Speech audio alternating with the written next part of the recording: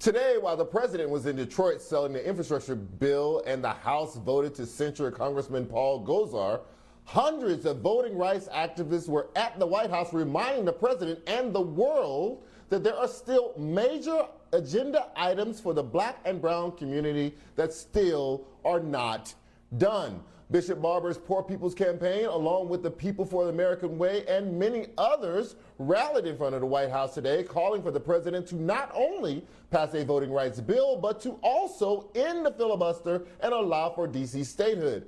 Joining me now is someone who was arrested and released after that rally, president of People for the American Way and former president and CEO of the NAACP, Ben Jealous. So Ben, tell us what happened today. Why were you arrested again in your fight for voting rights? All this started back in August. Joe Biden had a CNN town hall event where, when pressed on the issue of voting rights and the need to respond with strong federal voting rights legislation as the antidote to all these state-level voter suppression bills, he said, "You just can't stop the people from voting." And that's just not true. History shows us that Jim Crow, the way for Jim Crow was paved by using laws such as these to make it much harder to vote for targeted populations, even as you impact many other populations. The poll tax, for instance, disproportionate impact on black folks, because our community historically has been disproportionately poor, hurt a lot of white folks as well. You see a similar game being played now.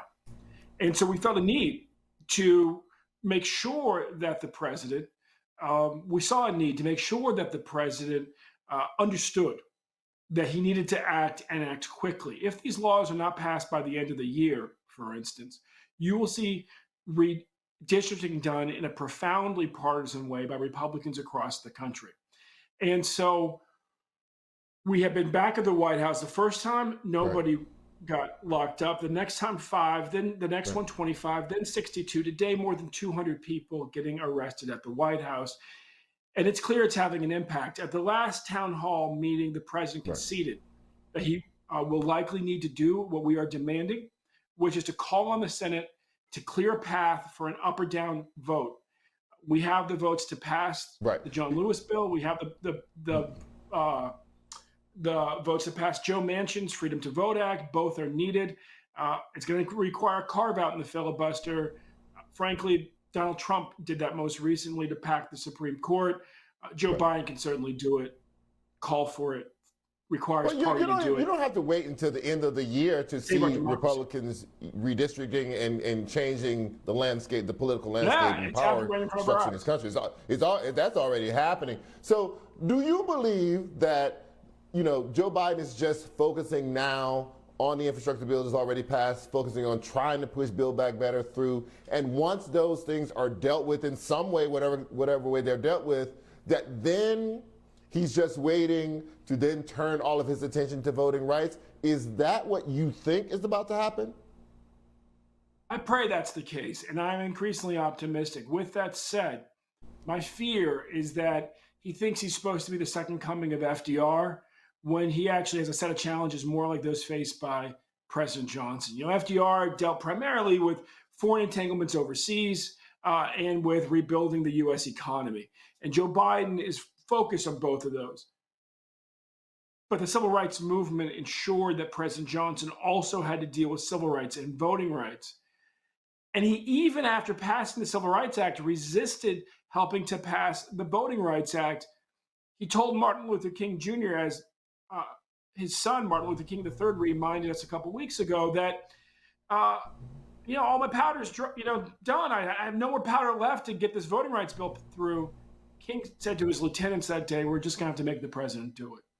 And so that's the role of the civil rights movement. Even with presidents who we see as our friends or our allies, we often have to make them do it. Rich lobbyists from powerful industries, they have their tools for making it do it. That presidents do what they need, and we have ours. And ours is, frankly, building consensus of public opinion, marshaling that consensus in ways that are hard to deny. And that's what these protests have done. A broad cross-section of the country, and they sent a very clear message, and it seems to be having an impact. You know, voting rights is a policy area that's been put on the vice president's plate. She has made numerous statements after voter restrictive voting laws were passed in state after state. But what signal are you getting? What signal are activists getting from the vice president's office that leads you to be optimistic? Yeah, we met with Kamala Harris earlier this week, and I gotta say, the vice president has done her job. There are distinct roles here. The president's job is to use the bully pulpit and use the powers that only the president has to compel senators to do the right thing. That we have not seen yet. The vice president's job is to be president of the Senate and to build the consensus so that when the president's ready to move, the votes are there. She has done that. We have the 51 votes that we need, and she's done it very well. And I do not think that the vice president, quite frankly, gets enough credit for what she is doing. She is a very loyal soldier. Honestly, I would ask her to do what Joe Biden did to Obama on marriage equality and get out ahead of her president on this issue. But she has been very disciplined, as Vice President Harris always is. She's also been extremely effective in getting the majority that we need.